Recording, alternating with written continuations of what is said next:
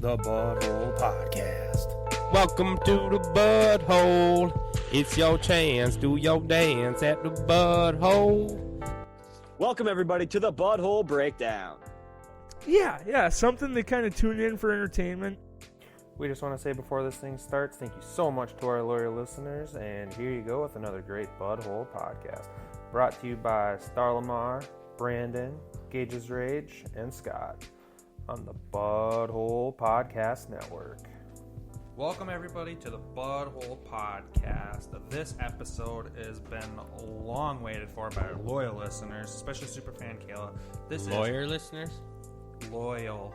Oh. And the blue collar group, too. The loyal listeners. We don't discriminate against collar color. No, we don't. Personally, right here, right now, Brandon's got a gray collar, I got a purple collar, Gage has a blue collar, and Star has a black collar. That's dark blue. That's navy. Oh, yeah, dark blue. Sorry. It's okay. This is Ed Gein, Part 2. Really quickly on Part 1, we got into his childhood years, growing up with his best friend Bobby, who was really his only friend, his brother dying while they went out hunting, his father dying before his brother, and shortly after his brother passed away, his mom Augusta Gein passed away, and that's when Ed finally had the house to himself at the age of roughly 40. Oh, he's 40 at this time. He was born in 1907. His mom passed away in 45, so he would have been 38. So when you were just talking about his friend Bob, I pictured them as like children. He was a childhood friend. But did they remain friends? Yes. Yes. Up until, later in life when Ed got hauled away in cuffs. Yes. Well, spoilers. Let's just start Maybe he didn't listen to this podcast. So that's a quick wrap up. Damn If you haven't listened to Part 1 yet, go listen to Part 1 before you listen to Part 2. Or don't. I don't really care either way. This is going to be entertaining whether you know Part 1 or not. Wow, True. all our lawyer friends are pissed right now. This episode, we're going to get into his 2 confirmed killings, as well as grave digging, what they found when they raided the Gein household, and then some of what Ed Gein said after he was taken into custody. Ooh. And as we go, you guys feel free to put your input in, ask questions. Some of them I'll admit right now I'm not going to have the answers to, so I'll just make up an answer that makes sense. Sounds typical. I do have a question before we get started. Yeah, it sounds like your movie review. Go. Did you actually watch the Butthole movies? I already told you. I watched the first 10 minutes and last 10 minutes, and that's where I picked my favorite part of the movie, too, from one of those 2 spots. Always. Well, the first 10, you're like, I almost turned it off. And then the last 10 Instead, I figured... I fast-forwarded. And then the last 10 I figured, well, shit, I might as well know the ending, so if they ask me about it, I can tell them how it ends. Well, something. He said it. Ed Gein, born and raised Midwest. Plainfield, Wisconsin. Explains a lot. Is parents been here for a long time, or the immigrants? Augusta Gein just sounds... They both were descendants of immigrants. They grew up on the didn't grow up, but they moved to the farm, which was Ed's father's farm. Yeah. His dad was a drunk, abusive, verbally and physically. His mom was abusive, emotionally, not physically. His brother was older than him. It was just Ed and his one brother. So, in the previous episode, you mentioned that he had severed heads from the Philippines. Correct. Wow, that's what he claimed, but they were Correct. actually severed heads from the area. Correct. Assumed. Was his mom one of those? Do you know if he had a funeral for her? That's a heck of a good question, actually. 'Cause when I Google Augusta Gein, I get a head on a pole picture. Jeez. He might have actually kept his mother's body. I'm pretty sure is his mother, because it looks a lot like the pictures of her while she's alive. And that could be, too, where they talk about after she passed away, he tried... That looks like Michael Myers. Yes. Michael Myers was derived from Ed Gein. That's He pretty was gnarly. inspiration for Michael Myers and Texas Chainsaw Massacre. Yeah, it's hard to look at. I don't Creep. like that. Yeah. Why'd I click on that picture? Why do you click on more images? But the biggest thing with Ed Gein is when his mother Wow. passed away, he felt as though he had a void missing in his life, and he actually tried to himself become a woman in a sense. He would dig up graves of women and skin the bodies and try and wear the skin like a coat. You gotta use a lot of lotion, I bet. Guarantee it. Yeah. Some sort of moisturizer. Yeah. But that's lot of mostly of moisturizer. what Sounds like it could be itchy. it's things like that. When you're talking about serial killers, it gets Ed Gein put in the same realm as some serial killers that have A higher multiple body count. Exactly, because of the shit that he did to dead corpses. And he had 2 confirmed killings. 2 confirmed. Yes. Yes. Okay.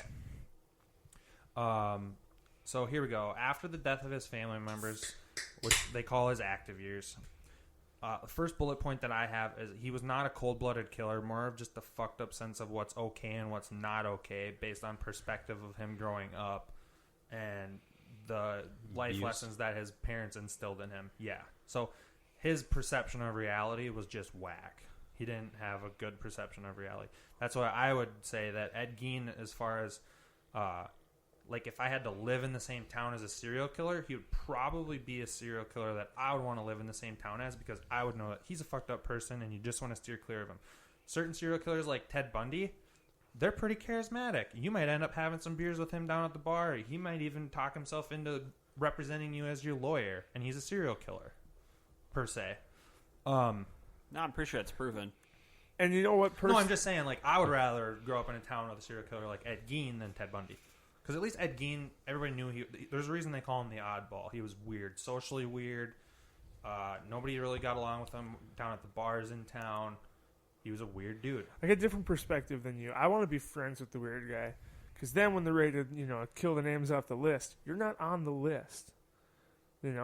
Thank God I'm friends with that guy. Or you could just not be friends with them or enemies, just not associate with them because they're fucking weird and not have to worry about But it. if he goes nuts and you're in that middle group, Yeah, the guy like, I that don't was care, ignoring but- him at the bar, didn't care. he's like, "Oh, Gage Dutch ruddered me in the bathroom the other day. Like, I'm cool with that."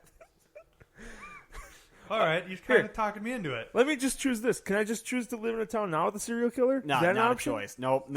Everyone's If got you one. would have listened to my wording, just like we listened to Brandon's wording 2 podcasts ago during the Butthole And 5. we where he fucked up roasted the wording. him. People don't forget. I said if I had to live in a town with a serial killer, I'd prefer not to. But life's not all. You don't always get what you want. And But Ed Gein was the obvious creep you wanted to avoid. right. So getting more into this here. As for the years after his mother passed and he was alone, he started to lose control of his inhibitions and his reality of what's okay. His mother was always kind of his moral compass, which is really fucked up because she was fucked up. Essentially, he went completely insane. One of Ed Gein's actual depictions of his farmstead, in his own words, said he would see vultures dripping in blood watching him as he would walk around his house. So that's what he claimed he saw after he got taken into custody. He would actually see vultures dripping in blood watching him walk around his own house. Sounds like he was smoking the grass. Something. Definitely not the same as time travel. Also reported seeing leaves with faces in them and would hear his own mother's voice while he was trying to go to sleep at night. Essentially going fully insane, and the aforementioned are just depictions of the type of descent into darkness that he fell into. So he was different. The oddball. There's a reason they call him the oddball. Augusta does sound like the kind of woman that would come back after death and haunt her son. If you And believe in paranormal stuff. If like you that. actually believe in ghosts, which I don't think most people do, ghosts are pretty stupid to believe in, but if you actually believed in ghosts, she'd be a ghost. I have a Okay, butthole beef. fuck you, yeah. The Yes. Rob Zombie's Halloween incarnations, Halloween 2 that he did, there is a ghost mother that's telling Michael Myers what to do. And they Like finally Ed Gein. that they show the basis of why he's doing it, and it's because there's this ghost mother saying, "Oh, go kill that person and do this." So now that you said that, it makes a little more sense. I wasn't really a fan of the movie. I wouldn't watch it if I were you, but now you know. Of all the movies that I haven't seen, I've actually seen that one. Yeah, And his first one was Allegedly. good. but the second one just The wasn't. second very one good. just wasn't as good. So then we get into his only actual 2 murders that he's been tied to. Murder number 1. Gal by the name of Mary Hogan in 1954. She was the owner of a local tavern. She was loud, a complete drunk, had been married 2 separate times. She embodied exactly what Ed's mother warned him against as a child growing up. They were good, strong business owners who were essentially strong and independent, and in many ways, she was just like his own mother, boisterous and strong. When I say they were two good, strong business owners, meaning his two victims. She was one of the two. Mary Hogan was in Ed Gein's mind his own mother walking in the flesh, but his own mother was dead, who he looked at as the most pure person ever, whereas Mary Hogan was, in the sense of his mother's teachings, everything that was wrong to Ed Gein. He did, however, not have his mother any longer to push him away from his desire to learn more about her, and essentially figure out why he had this warm, fuzzy feeling around him when he thought about her. So he pictured his mom and had this warm, fuzzy feeling about her? Or seeing her brought up feelings of his mom that made him feel weird, and his mother wasn't there to push him away from her. Right. And Keep this... her. What type of weird did he feel? If you were Ed Gein, like, describe in your own words, what type of I think fuzzy it was feeling? twofold. She reminded him of his own mother, which is a saying that they say a lot of women marry their dad, per se. A lot of personality traits like their dad. Same with guys marry their moms in the sense of personality traits. I'm thinking that it was the personality traits that she had that lured him to her, and it was his first moment where he didn't have his mom to drive him away, so his desire to learn more about her, there was nothing to get in the middle of that. That would be my recollection of it. However, that's coming at it from a completely, like... Sane person. Yeah. Well, mostly sane. Yeah. 90, I've never seen... 80%. Didn't say anything about the fuzzy feeling being in his pants. It alluded I mean, to it. Okay. That's kind of what I was picturing. Yeah. Explaining how he's getting this half chub thinking about his mom. 3/4. Well, it is the oddball, Ed Gein. He probably got... Well, he did get half chubs, but a lot worse things than thinking about his mom. We'll get into that. I mean, if you go on Pornhub today, it's not that strange. It's actually pretty normal. Ed Gein It's probably was the one in every trailblazer. 3 videos. Ed Gein was before his time. Okay. Trendsetter. A trailblazer, so to speak. This is Ed Gein Part 2, the trailblazer. We do not support Ed Gein. We Just are as a anti-Ed PSA. Gein. We We're do not support necrophiliism. Was he a necrophiliac? For sure. Oh, we're getting him out of his rhythm. Sorry. Oh, sorry. Oh, no. I wasn't You're asking ready Scott for that? was. Yeah. Yeah, that was part 1, right? Necrophilia. We got into it a little bit, but this gets into it more. In Part 2 here, we will. I don't want to get into that. Fine, we'll just dabble in it. See what you think about it. Try anything twice. All this was a damn crush. But he had never before been allowed to act on his inhibitions because his own mother would talk him out of it and explain why he shouldn't pursue that desire to learn more about these said women. So from his own mother's words, Mary causing Ed to feel this way meant only one thing. She was sin, and his mother's word was law. And so on December 8th of 1954, Ed put a bullet in her head as Mary closed up shop, put her body in the back of his truck, and brought her back to the Gein homestead. When asked about what he did with the body, Ed said he strung her up in the summer kitchen, cut up the body, saved some of the body parts, and then burned the ones that he didn't want. What did he save? Skin. I would assume save the skin, the skull. They found, when they raided the Gein homestead, there was basically bowls made of human skulls. The booty. For sure the booty. For sure. Probably made a roast out of one of the cheeks, would be my guess. I'm guessing what he got rid of was probably not the feet. Definitely seems like a foot guy. Kept the shoes. Wore them around the house. I mean, you don't need the fingers, but the palms are pretty nice. I think you might need fingers. Not with 2 palms. Whatever. You're a dead. two- It'd be like sandpaper. Definitely no elbows. Kneecaps. Hey, well, this was a real person. Let's show her some respect. Sorry. A moment of silence for Mary. All right, that's enough. All right. Now, really quick before we get into murder number 2, you might ask why a gun and not a knife, but I would say a couple things regarding that. The first thing is Ed actually hated blood. He would faint at the sight of it. Little bitch. He had no problem killing small critters, but he hated blood. He says himself in his confessional tapes that he would actually black out during the murder and butchering of these women, so he doesn't remember it, which is a very common trait, actually, in serial killers. Rob Zombie's Halloween. He starts out killing animals. God, this was Isn't it the crazy? connection between Rob Zombies and So, this are spot on. Gage blacked out on the 4th of July. Is that kind of a connection?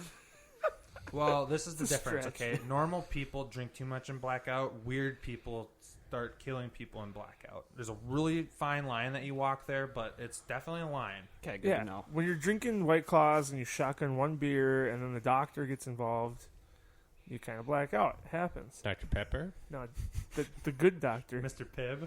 Dr. McGillicuddy's. Dr. Scholl's, No, Dr. Dre. McGillicuddy's, man. Cherry Doctor. Dr. Jones. Dr. Ock.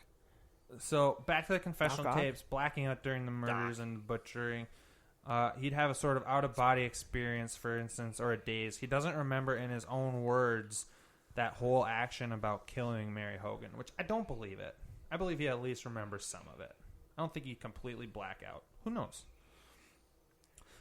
Another quick point. Ed's what they call a product killer, not a process killer. Serial killers are either product, they want the end result, the dead body, or they want the actual process of the killing, right? They want the fear, Dexter. they want the power. Correct. He wanted to get to the body more so than get off on the process of the kill. Mary and his drive to get to know her, that sort of crush drive that you got when you're 16 and had your first crush, was at this point for him too much to deal with. Like 50, right? You said it was 54. He was born in 1904. Yep. So, I mean, you could kind of blame his mom for a lot of this. Right, a lot of it. A lot of sexual tension. And imagine being a 50-year-old man and not having the ability to... Your mom would basically... First of all, imagine being in your mid-30s and still having your mom control your life, right? Because that's what it was for him until his mom died. And then all of those inhibitions and drives that he had as a kid just all come out at once. Especially, like, you talk about stimulus overload on a guy that's already a half-wit. It's not going to go good. I mean, most serial killers, they have, like, a childhood deal. That's what causes this. Except for, like, Ted Bundy. They couldn't really explain it, but maybe he was an abusive household, wasn't he? I think there's something like that. Yeah, so, I mean, a majority of them come from actually how they were raised. They're not just necessarily born with the drive to kill. Some are, but some are just, like, childhood traumas and, like, the way his mom treated him and, like, stunted his ability to process what's right and wrong. Some troubling pasts. Most of them do come from broken homes. Whether it's actually two parents that are together with drug abuse, physical abuse, alcoholism. Nonetheless, in regards to the time of the murder, there was 4 other disappearances of people that took place all around the same time as Ed's confirmed killing of Mary. Ed did get completely cleared of any of those disappearances. Now, you got to remember, though, it's Plainfield, Wisconsin, in the 50s. Yeah. Who knows, right? No proof. Right. No case. After the murder, Ed was actually known to make jokes about the disappearance of Mary. One was a neighborhood farmer who told him, "Ed, if you had spent more time courting Mary, she may be in your kitchen right now cooking for you instead of missing." To which Ed replied, "She's not missing. She's at the house right now." Right? But people Jesus. just thought that he was joking around. Right. But you look back on it now, and that guy's probably got the chills when he started to realize what the hell was going on at Ed Gein's house. The halfwit ain't pulling a little quip like that to the neighbor. But I don't know if he knew he was doing it. That's what I mean. It's almost like he's trying to just admit it. You know, he's like, no, she's actually there, not as a joke. No, You know what I mean? he was saying it. Yeah. The neighbor took it as a joke, like, Oh, damn. that crazy Ed. God, what a halfwit. He's such an idiot. Ed was never even thought to have committed that murder until years later Mary Hogan's head was found in a brown paper bag in Ed's kitchen. Years later. In a bag in the kitchen. Shortly after hearing of the death, a rumor started circulating around Plainfield. Bobby, who was Ed's closest friend and a teenager at this point, Ed being middle-aged, roughly 44, so Bobby was a teenager. Oh, Ed was so that makes sense. Okay, yeah. I was trying to remember exactly how that relationship went. So Bobby was a teenager, and Ed was roughly 44. Had Bobby as his best friend, a teenager, but I digress. So Bobby was a teenager, Ed's best friend, while Ed was 44. Bobby was a teenager. Bobby and Ed hunted rabbits, went to high school football games together. One story says that Ed showed Bobby while in Ed's home, which we talked about in the last episode, but we'll talk about it now.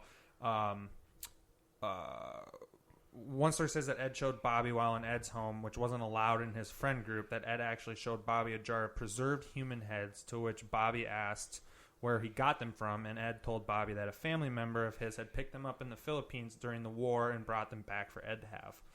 Bobby and his family would actually invite Ed over and have dinner with him regularly. He was actually over at their house hours after his killing of his second victim and field dressing her in his cellar, including cutting off her head, eating pork chops and pickles, macaroni and cheese while watching TV with Bobby's family. He was actually arrested at their house that night. Imagine So that one didn't last long. Fuck. He got caught right after that killing. Yep. Imagine being Bobby's family. They're letting their 16-year-old hang out with this 50-year-old guy, inviting him over for dinner, and then finding out that he just killed 2 people. Well, just killed one, but killed 2 people. I'm Bobby in this situation. I'm the one who tried to be friends with him, and I'm the one that's inviting him over to dinner because I don't think he's that bad. That fuck. It's cognitively though, it makes sense that he'd want to hang out with a child. He's still a kid in his head, He's controlled by his mom. so your parents are nicer than my parents. I want to eat dinner at your house. Seeking a regular family. Yeah. Imagine being the interaction. teenage kid's parents inviting this mid-40s-year-old guy to hang out. Maybe Bobby They're probably- didn't have any other friends either. That's possible. And Doc Brown and Marty McFly had a huge age difference, and they hung out. That's true. I'm not saying it's impossible. It's just a little bit like, what's going on here? Ed probably was older than his parents. It's He's possible. Or in the his same 40s, age. I mean, 50s? 16. If he's 50, I'd put him at 36, you know? Maybe his close. parents When he would've enjoyed had him. Ed just as much as Bobby did. I don't know. Or they felt bad for Ed, Having lost both of his parents and his brother, he lived alone. kind of seen as the outcast in the town. You got to think the 50s are a different time, too. Now it's really weird. Your radar's up all the time. But back then, maybe he was helping on the farm or... Small town Wisconsin. Yeah, exactly. In an apparent moment of sanity or desperation, Ed actually offered swapping houses with a newlywed couple at one time because he had told him that his house was too big and was too much for him to handle while they had such a small house. So they went over to the Gein house to take a look at it and described it as follows. Grease all over the floor in the kitchen, like literally caked in grease. A rat lying on the kitchen floor, as well as to which Ed said, "Oh, I'll be cleaning this up one day."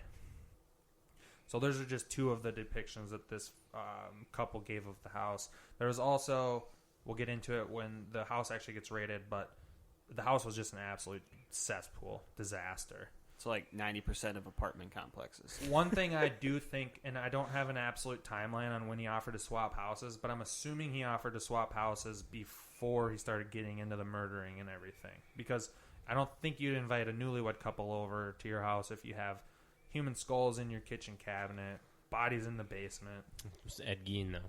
Who knows? And the mess honestly could have been how he was raised. And it his was. The parents house was a don't mess. seem like Yeah. the type to clean it, keep a clean house. Yeah. Getting into murder number 2. Bernice Worden in 1957. She was a local hardware store owner. Bernice Worden had last been seen the previous night and had been reported missing after her hardware store remained closed all day. Her son Frank, who happened to be the deputy sheriff, entered the store and discovered the cash register open and bloodstains on the floor.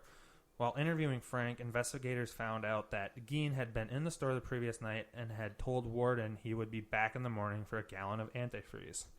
Sure enough, the last sale made at the store by Bernice Worden was for a gallon of antifreeze. Investigators headed to Ed Gein's home, arresting him and searching the property. So basically, what ended him was killing the sheriff's mother. And that was probable cause? I mean, I would... A gallon of antifreeze? Well, the last sale at the store was what he said he was coming back to buy. With Ed Gein being known to have said that he's going to do it, it's It's enough to It's a lead. investigate. And Yeah. if they investigate and go into his house, I'm sure that's when they found out. But Fair enough. Did he have was he a butcher?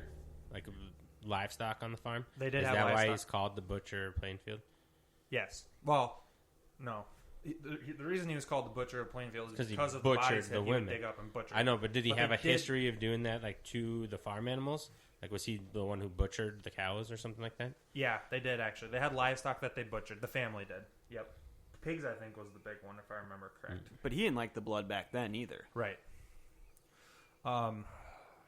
So as authorities get to the Gein farm, Gage, you have something to add, or you're listening? Oh, wait. Okay. It's a weird I'm fear to brewing have. something right now. So as the authorities bathroom. arrived at the Gein home, some of the discoveries that they found, they had been prepared to find Bernice Worden's body on the farm. However, nothing could prepare the police for what was actually inside.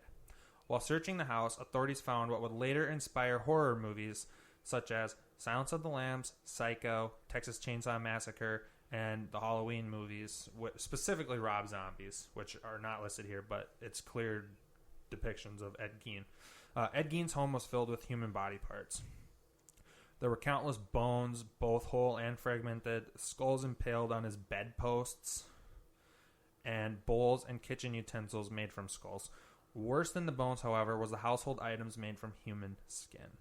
Authorities found chairs upholstered in human skin, a wastebasket made of human skin, leggings made from human skin, masks made from faces, a belt made of nipples, a pair of lips being used as a window shade drawstring, a corset made of a female torso, and a lampshade made from a human face.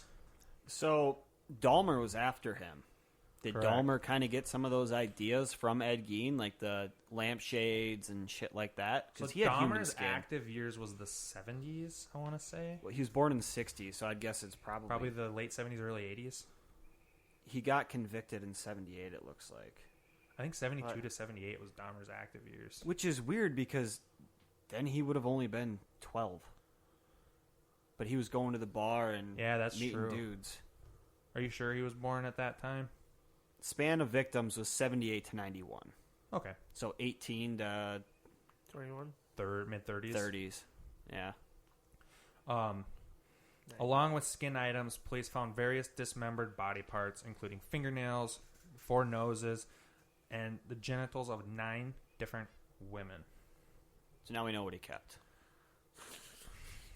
I think Gage is done thinking. He's got his answer.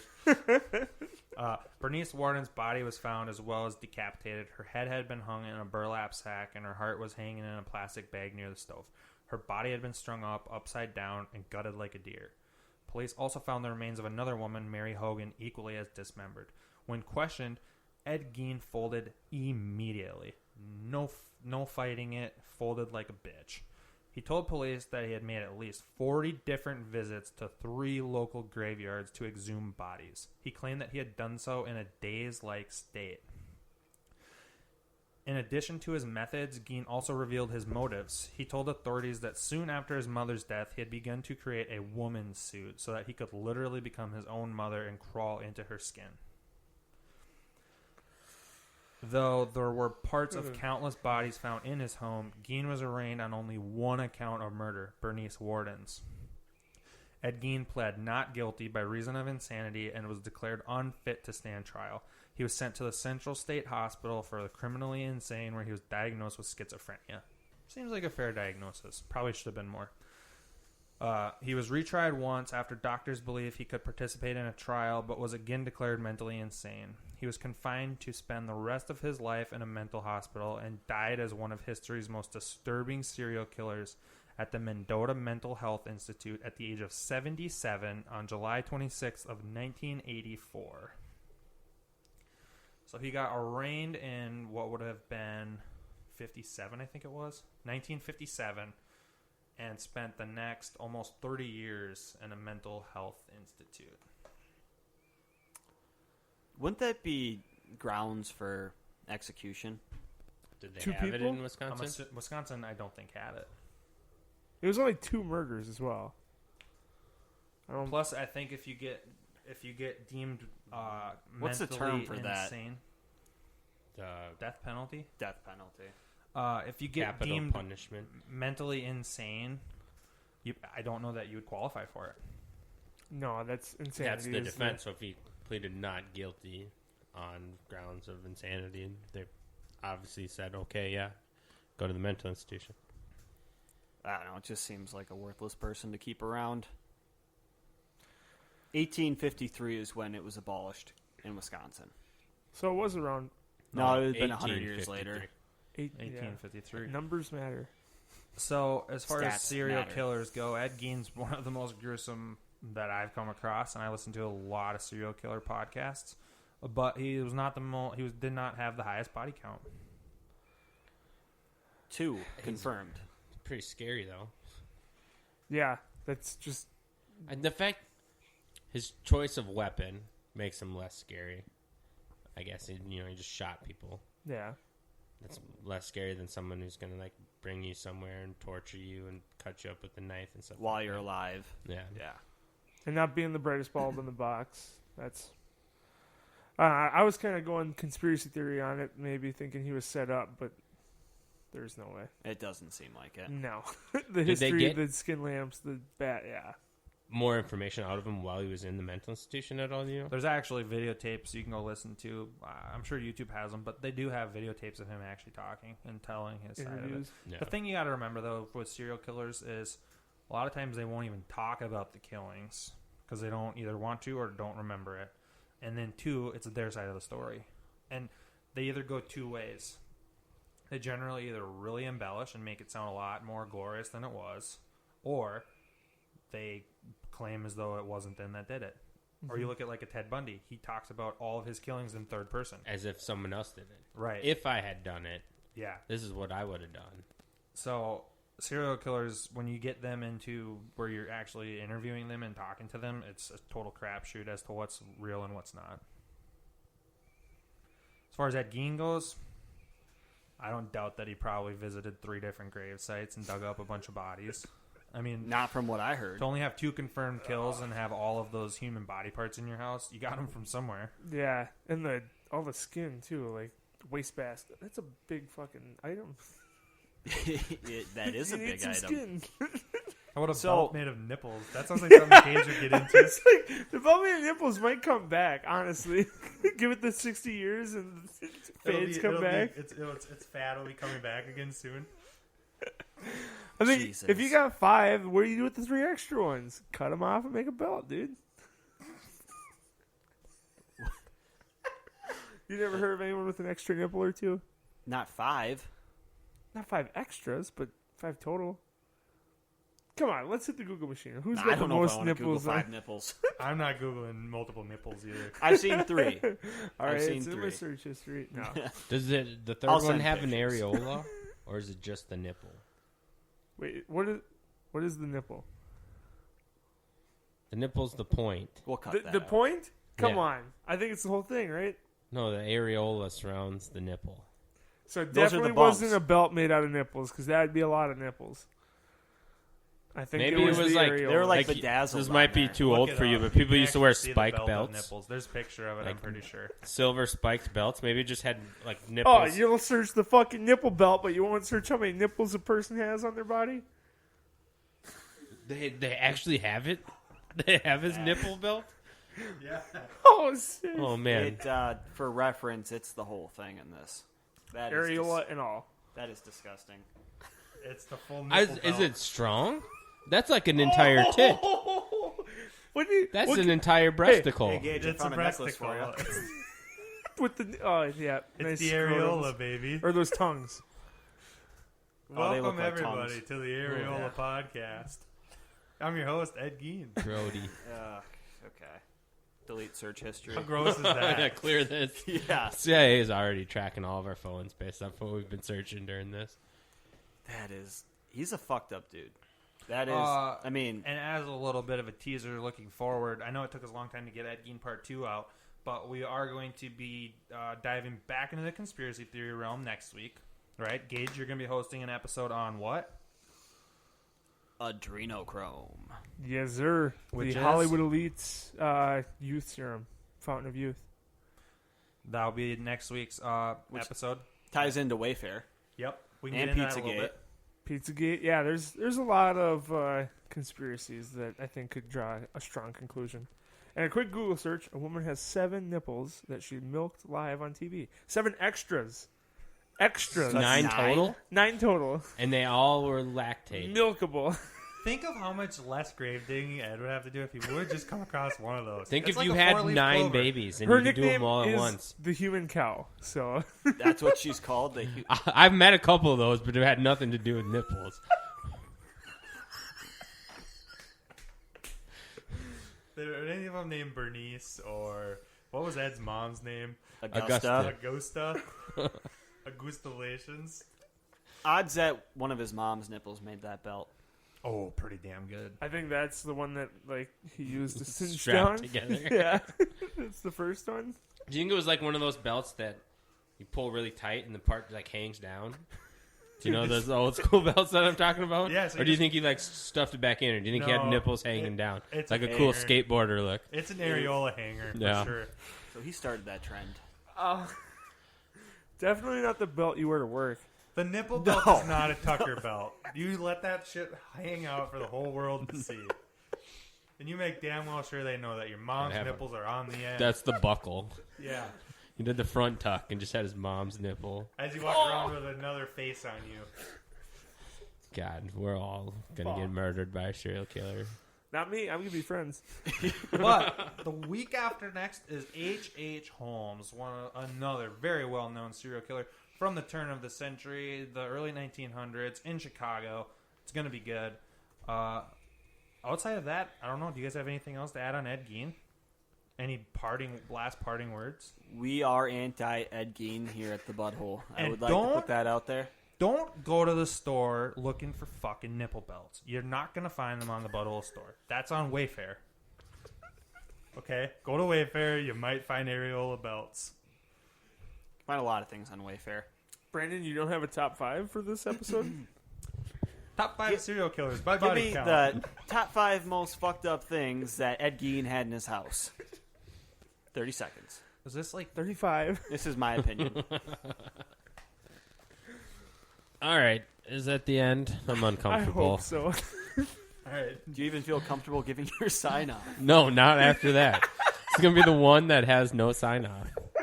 Go have nice dreams. Watch Fuller House. It's wholesome. You can just go to sleep to that. Disney Plus. Yeah. Right. This will be the perfect sign off to the episode. Everybody have a great rest of your night, day, and go touch your areolas. Bye. Make sure to check us out on Facebook, Butthole. Check us out on Twitter as well, @OfficialButthole, Instagram, @OfficialButthole, TikTok, @OfficialButthole. And if you have questions or comments, email us at officialbutthole@gmail.com. Also, make sure to check out our Teespring website where we have sweatshirts and t-shirts, and our website itself where we post blogs and whatnot. Both of the links will be posted in our description for the episode. Please leave a rating on whichever platform you're listening on, as well as make sure to hit that subscribe button so we can continue to bring you the great content we create, as well as make it even better for the future. We love you all. Peace out.